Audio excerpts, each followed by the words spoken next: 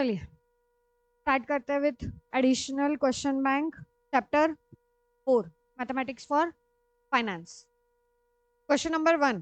The difference between the compound and simple interest at a 5%.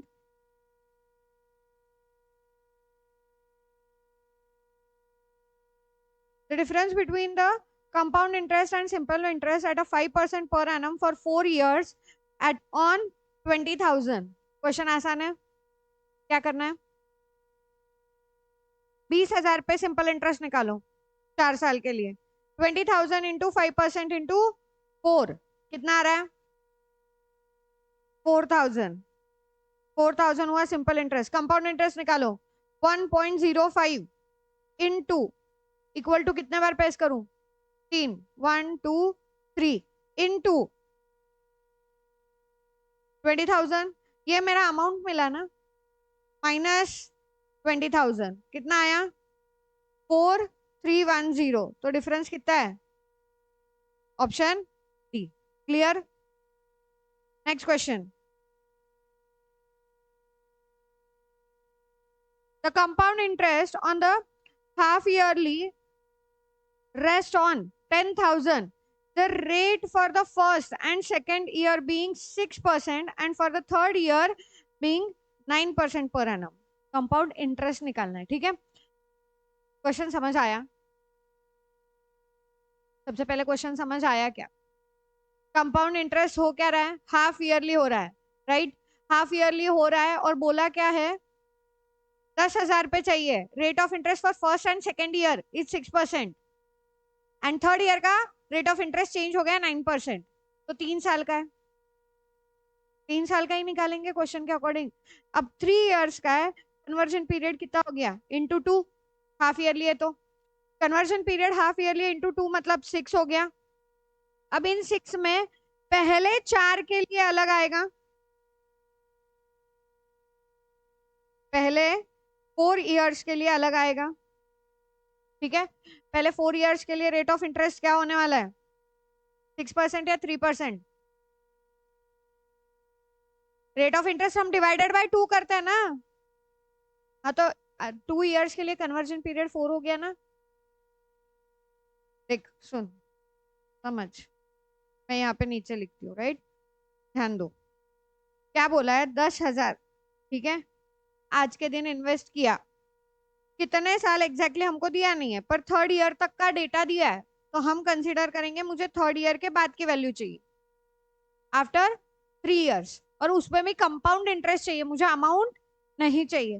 पर पहले 2 साल के लिए, ईयर 1 ईयर 2, इन 2 सालों के लिए रेट ऑफ इंटरेस्ट कितना है? 6%. एंड थर्ड ईयर के लिए रेट ऑफ इंटरेस्ट कितना है? 9%. हाँ, अब वहां पे हो क्या रहा है? ये हाफ ईयरली बोला है, राइट? हाफ ईयरली बोला है तो क्या होगा? इंटरेस्ट को क्या करते हैं हम? Divided by 2 and number of years को मल्टीप्लाइड बाय 2. तो मेरा कन्वर्जन पीरियड पहले 2 सालों के लिए क्या हो जाएगा? 4. पहले 2 सालों के लिए रेट ऑफ इंटरेस्ट के अकॉर्डिंग जाना है. ठीक है, पहले 2 सालों के लिए क्या हो जाएगा? 4. एंड रेट ऑफ इंटरेस्ट क्या हो जाएगा? 3%. तो अमाउंट निकालो 2 ईयर के एंड में जो आने वाली है. 1.03 इंटू इक्वल टू कितने बार? 3 बार. 1 2 3 इंटू 10,000 कितना आया अमाउंट? 11,255, राइट? यहाँ पे अमाउंट कितना आया? 11,255. ये अब तुम्हारा प्रिंसिपल होगा. थर्ड ईयर का रेट ऑफ इंटरेस्ट चेंज हो गया ना, तो 11,255 ये तुम्हारा नया प्रिंसिपल होगा. और ये भी अगेन हाफ ईयरली है थर्ड ईयर में. तो यहाँ पे रेट ऑफ इंटरेस्ट हो जाएगा 4.5%. कन्वर्जन पीरियड हो जाएगा 2. Again formula 1.045 into equal to एक बार रेज टू 2 कर दिया, करेक्ट? इंटू 11,255 कितना आया? 12290. ठीक है, अब इसमें से करो माइनस 11255.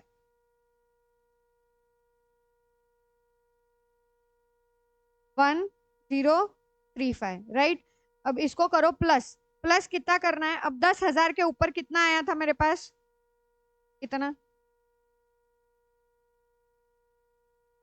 फर्स्ट में 10,000 डाला था ना, तो सेकेंड ईयर का कंपाउंड इंटरेस्ट कितना था, 1255।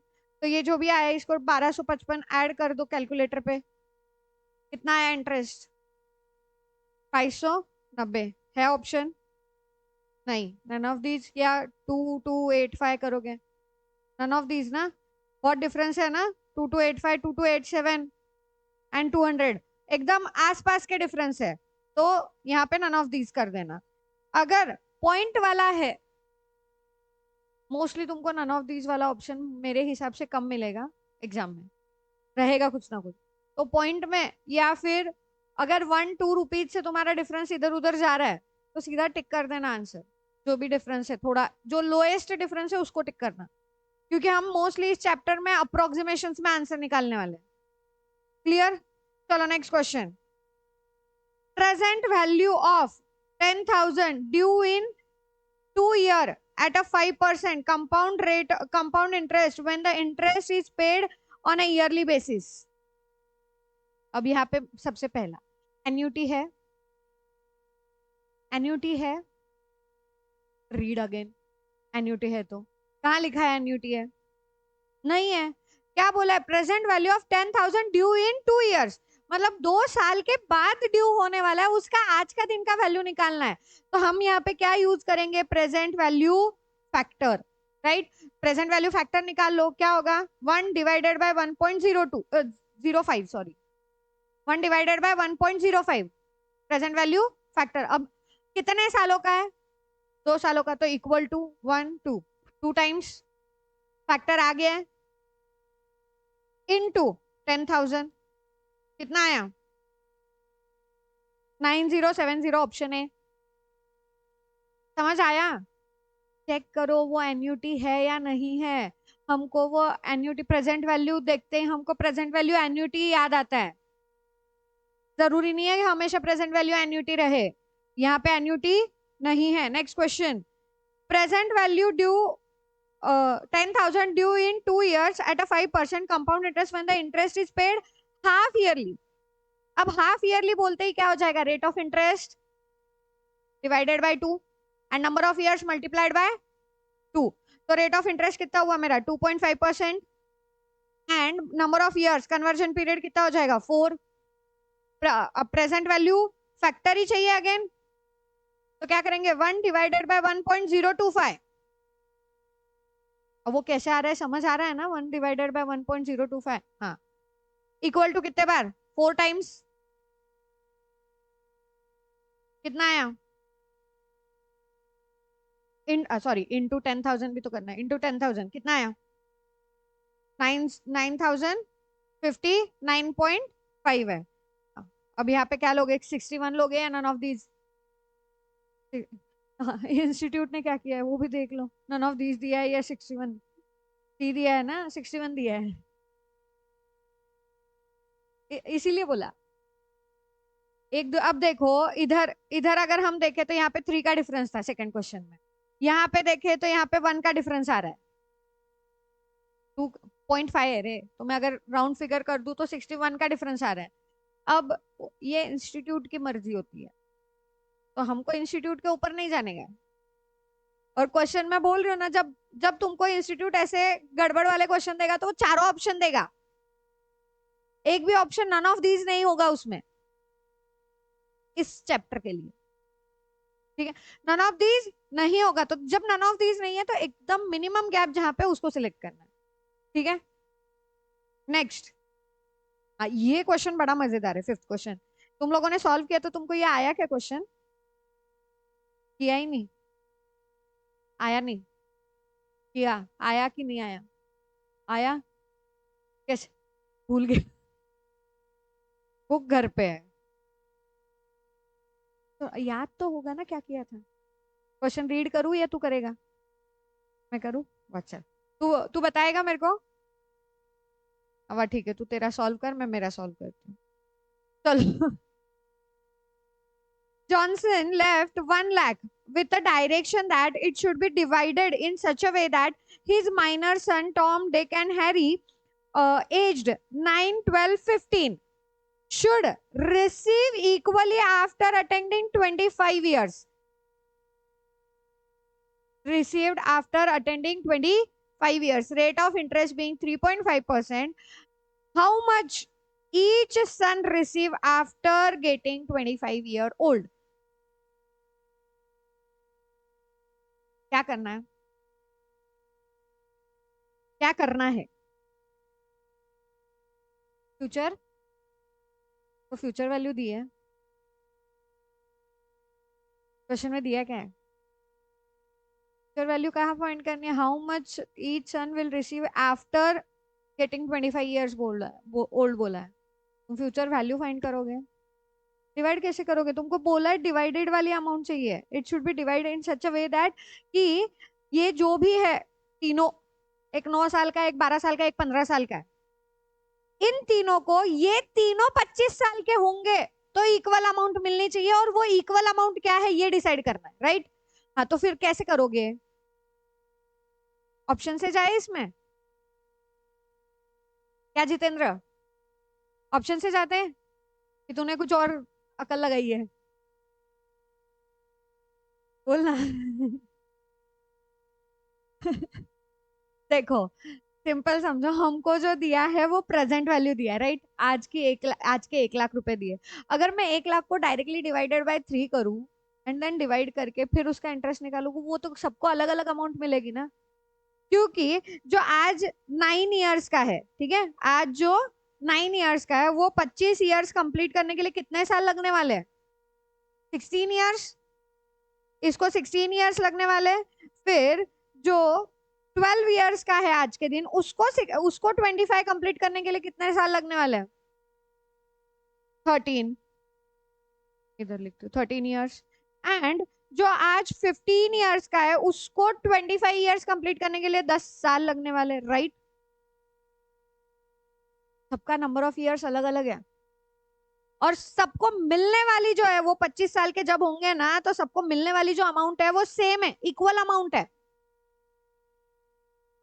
तो हम क्या करेंगे, हम ना जो इक्वल अमाउंट मिलने वाली है उसका प्रेजेंट वैल्यू निकालेंगे, या तीनों का प्रेजेंट वैल्यू निकालेंगे।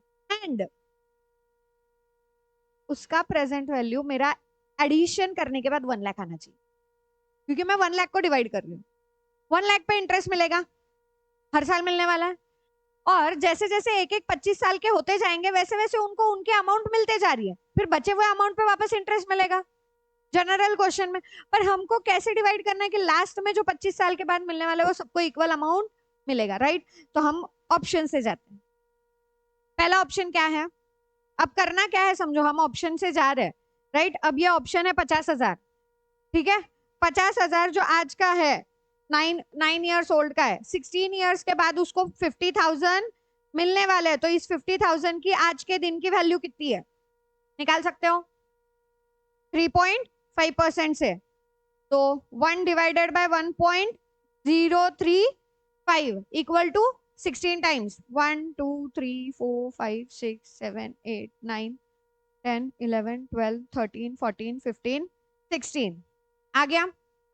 इनटू ये जो अमाउंट है 50,000, यही लेना, 1 लाख नहीं लेना, 50,000 कर दिया। 50,000, हाँ, इसको करो m प्लस क्या ये अमाउंट 28,835, ये मैं तुम्हारे लिए लिख रही हूँ, अदरवाइज हम पूरा कैलकुलेटर में करेंगे। ये हो गया। सेकंड वाले इसका निकालना है अभी 13 साल से, अगेन सेम, एसी प्रेस मत करना। हाँ, 1 डिवाइडेड बाय 1.035 इक्वल टू कितने बार? 13 टाइम्स 1 2 3 4 5 6 7 8 9 10 11 12 13 इनटू 50,000 m प्लस, ये आ रहा है 31,970, राइट? नेक्स्ट, अब 10 साल का निकालना है। 1 divided by 1.035 equal to 1 2 3 4 5 6 7 8 9 10 into 50,000 m plus कितना आ रहा है 35 4 4 6 लेती हूँ, ठीक है 6 लो 5 लो एक ही। MRC प्रेस करो 96,250 आ रहा है। 1 लाख के आसपास है क्या? बहुत डिफरेंस है ना, 4,000 का डिफरेंस है, तो ये ऑप्शन नहीं है। अब मेरे पास चेक देखो, चेक करने के दो ऑप्शन है, नन ऑफ दिस तो वैसे ही हट गया, 50 वाला अपन ने चेक कर लिया, वैसे ही सेम में तुम 51,994 का भी चेक कर सकते हो, 52 का भी चेक कर सकते हो। अब हमने यहाँ पे एक मिस्टेक की, ठीक है, अब हमको वापस से फैक्टर्स लेने पड़ेंगे। अगर हम यहाँ पे फैक्टर्स लिख के रख देते थे तो हमको कैलकुलेशन आसान जाता था। कैलकुलेशन आसान जाता था मतलब क्या, मुझे फैक्टर से डायरेक्टली मिल जाता कि मल्टीप्लाई किससे करना है। तो अब एक काम करते हैं, फैक्टर से निकाल के रखते हैं, क्योंकि अगले दो वापस है, दो चेक करना है। तो 1 डिवाइडेड बाय 1.035। अब 10 का फैक्टर लिखना है, 13 का फैक्टर लिखना है और 16 का फैक्टर लिखना है, एक ही साथ लिखेंगे, फिर मल्टीप्लीकेशन करते हैं। 1 2 3 4 5 6 7 8 9 10। 10 का फैक्टर लिख लो, कितना आया? कर रहे हो ना कैलकुलेट? 0.7089। 13 का लिखो, 10 हुआ है, 11 12 13 6394.6394। 14 15 16 0.5767, ठीक है। हाँ, अब अगेन वापस, अब 50 का नहीं लेना है, अब हमको किसका लेना है? 51,994 का। जो नेक्स्ट ऑप्शन है उसी से जाते हैं कि 52 से जाए? 51,994 से जाते हैं, फिर 52 देखेंगे। चलो, पहला वाला 0.5767 इंटू 51,994 m प्लस। अब मैं अमाउंट लिख नहीं रही वापस। 0.6394 into 51,994 m plus 0.7089 into 51,994 m plus MRC कितना आ रहा है? 1,88,000 कुछ आ रहा है, 1 लाख के आसपास है। तो ऑप्शन, क्वेश्चन समझ आया क्या एंड आंसर का तरीका समझ आया क्या, सबसे इंपॉर्टेंट, आंसर का तरीका समझ आया क्या? अब जितेंद्र सोच रहा है कि मैंने एग्जैक्टली किया क्या था, है ना? मैम तो कुछ अलग ही बता रहे हैं, मैंने किया क्या था। तेरा आंसर आया था क्या जितेंद्र? बिना मैं इसको क्यों करना है? बिना ऑप्शन, मुझे बता, अपने पास टाइम है नहीं, तो बिना ऑप्शन के क्यों करना है सॉल्व? जब मेरे पास ऑप्शन रख के मैं अगर क्वेश्चन से लेके आ सकती हूँ, तो मैं बिना ऑप्शन के क्यों जाऊं? क्योंकि बिना ऑप्शन के जाना मतलब मेथड हो जाएगी डिफिकल्ट, तुमको एक्स कंसीडर करना पड़ेगा, फिर कंसीडर करके भी तुम अल्टीमेटली करोगे वही, सबका present value factor is equal to 1 lakh, equation बना के एंड देन एक्स की वैल्यू निकालोगे, राइट? हाँ, तो फिर उससे अच्छा अब एक और तरीका मेरे को अभी अच्छे ऐसे लग रहा है कि उससे भी आता है, मेरे को एक बार बस चेक करने दो। 0.7567 प्लस,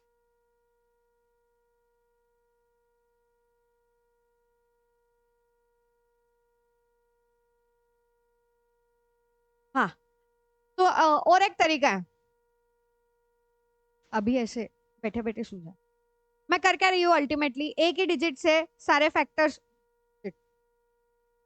एक ही डिजिट से सारे फैक्टर्स को ऐड कर रही हूँ, तो सारे फैक्टर्स ऐड कर दो उन्होंने, ये जो भी ईयर है 16 ईयर 13 ईयर एंड 10 ईयर्स का, इन फैक्टर को ऐड करो और देन मल्टीप्लाइड बाय ये जो भी तुम्हारा ऑप्शन है, वो और जल्दी होगा। हाँ, हो गया ना? अब ये फैक्टर्स को ऐड किया, उसको मल्टीप्लाई करना है 50,000 51,994 एंड 52,000 से। अगर वो 1 लाख आ रहा है, जहां पे 1 लाख आ रहा है वो तुम्हारा करेक्ट ऑप्शन है।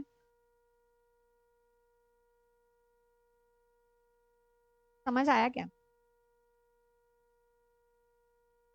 ये फैक्टर्स क्यों निकाले, ये समझ आ गया क्या? Question clear?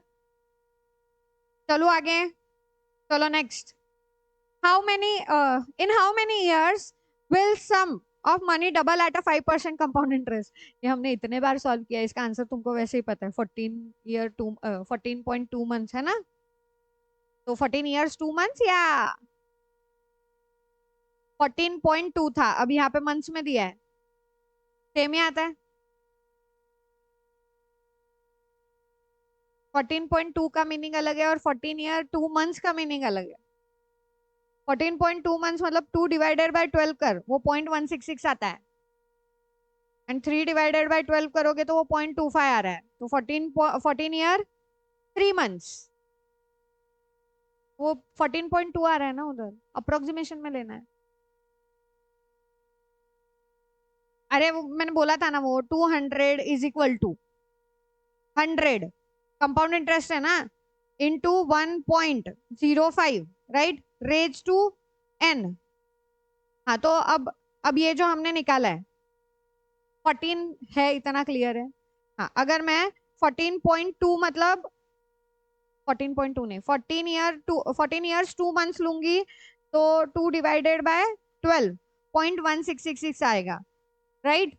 तो 1.05 इंटू नहीं, 1.05 √12 टाइम्स, क्योंकि n तुम्हारा अभी 14.1666 है और यहाँ पे 14.25 है, तो हमको चाहिए क्या, फैक्टर मेरा 2 आना चाहिए, राइट। ये यहाँ से डिवाइड होगा, तो 1.05 √12 टाइम्स 1 2 3 4 5 6 7 8 9 10 11 12, ओके, हो गया 12। फिर -1 इंटू 14.16666 पूरा लेना, +1 इंटू इक्वल टू 12 टाइम्स 1 2 3 4 5 6 7 8 9 10 11 12, 1.99 आ रहा है, तो 14 year 2 months। एक बार इस पे भी चेक करे क्या, एग्जैक्ट 2 आता है क्या 3 पे, मुझे कंफ्यूजन है इसलिए। हाँ तो वो वाला भी चेक करते हैं। 1.05 √12 times 1 2 3 4 5 6 7 8 9 10 11 12 -1 into 14.25 +1 into equal to 1 2 3 4 5 6 7 8 9 10 11 12। हाँ इस पे एग्जैक्ट 2 आ रहा है। हाँ अरे मेरा आया है 2.00 आया है, चेक करो वापस, आ रहा है 14 year 3 months। मैंने इसीलिए पहले ही बोला था, जब हमको वो याद है तो तुम ये भी चीज कर, पहले मैंने √12 टाइम्स, ये देख पहले बेस √12 टाइम्स, देन -1, फिर इनटू इंडेक्स, इंडेक्स तुम्हारा जो भी है अभी 14.25 +1 and into equal to 12 times, exact 2 आ रहा है। एंड थोड़ा लॉजिकल भी है रे, जब मैंने आंसर ऑलरेडी बहुत बार, ये आई थिंक सी या डी में है एक्सरसाइज में, हमने वहां पे 14.2 पे लिया था, 14.2 ईयर्स पे, तो 14.2 तो तुम्हारा वैसे भी 3 डिवाइडेड बाय 12 करोगे तो 14.2 आ रहा है, आगे एक्स्ट्रा बढ़ रहा है वो बात अलग है, बट वहां पे एग्जैक्ट आ रहा है आंसर। बी दिया, डी आएगा, सी आएगा, बी दिया है, सी आता है, एग्जैक्ट उधर आ रहा है, इधर कोई है ही नहीं।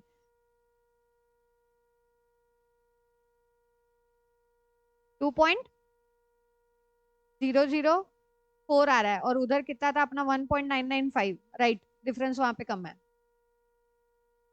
जो मैं तुमको बोल रही थी। 1.99, 0.1 का 0.1 का डिफरेंस है। ऐसे इंस्टीट्यूट ये करती है, क्लियर। चला नेक्स्ट इस पे, 7th, in how many years sum of money triple at a 5% payable half yearly basis है, हाफ ईयरली बेसिस है तो ध्यान रखना तुम्हारा वो 5% क्या हो जाएगा 2.5%, एंड नंबर ऑफ ईयर्स कितने होंगे 22.3 आया क्या आंसर, तो 22.3 पे ही चेक करते डायरेक्टली। ट्रिपल है तो मेरे को फैक्टर चाहिए 3, 1.025 under root 1 2 3 4 5 6 7 8 9 10 11 12 minus 1 into 22.25 right. उसको वैसे ही लिया है ना सारे ऑप्शंस को, मंथ्स डिवाइडेड बाय 12 करके। हाँ, फिर +1 इंटू इक्वल टू 1 2 3 4 5 6 7 8 9 10 11 12। कहाँ रह रहे? मेरा तो नहीं आया। Option D. मैंने अभी 22 पॉइंट ही लिया, रुक जा वापस चेक करते। 1.025 1 2 3 4 5 6 7 8 9 10 11 12 -1 इंटू 22.25 +1 4 12। नहीं आ रहा मेरा।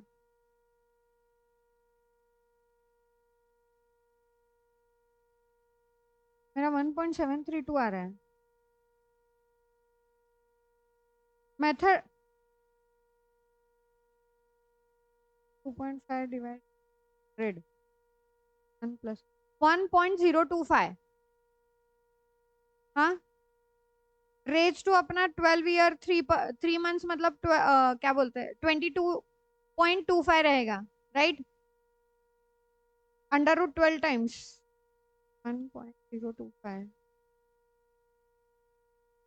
5 6 8 10 11 12 -1 इंटू 22.25, राइट, इंटू इंडेक्स। हाँ, +1 1 2 3 4 5 6 7 8 9 10 11 12।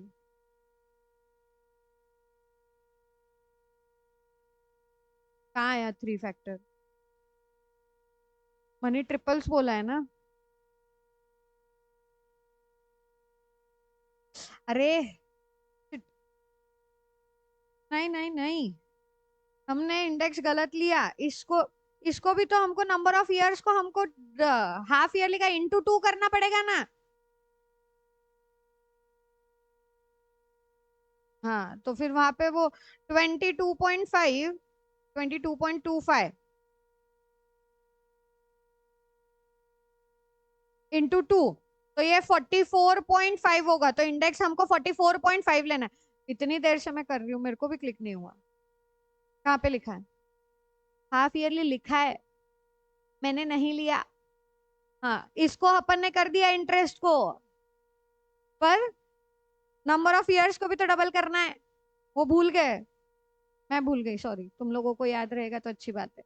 1.025 अंडर रूट 1 2 4 5 6 7 8 9 10 11 12 -1 इंटू 44.5 +1 1 2 3 4 5